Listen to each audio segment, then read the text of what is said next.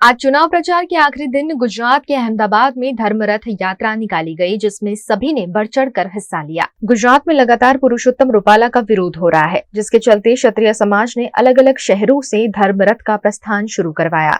आज चुनाव प्रचार के आखिरी दिन सुबह नरोडा से शुरू हुई क्षत्रिय धर्म यात्रा नर्मदा, कृष्णानगर, बापूनगर, खोखरा, हाटकेश्वर, अमराईवाड़ी से होती हुई शाम को वस्त्राल में समाप्त हुई। यात्रा का जगह जगह स्वागत किया गया। हजारों की संख्या में क्षत्रिय समाज के भाई बहन इस यात्रा में शामिल हुए। ये धर्म रथ यात्रा 7 घंटे तक चली। इस यात्रा में जय भवानी, बीजेपी जवानी के नारे लगे। आज जो नरोडा खाते धर्म यात्रा निकली है, पूरा विस्तार में पसार थवानी है। बापूनगर में अहींया निकोल पहुंची है और वस्त्राल खाते पूर्णाहुति थवानी है। अमारी साथे 18 वर्णना लोग जोड़ाना है और अमारो पूरो सपोर्ट क्षत्रिय समाज ने आपेलो है। अमने जो तमे जोई शको आगळ पण पाटील समाजे स्वागत कर्યું, दलित समाज स्वागत कर्યું, रबारी समाज स्वागत कर्યું, दरबार पण स्वागत अमारुं जोरदार कर्યું છે अमारुं।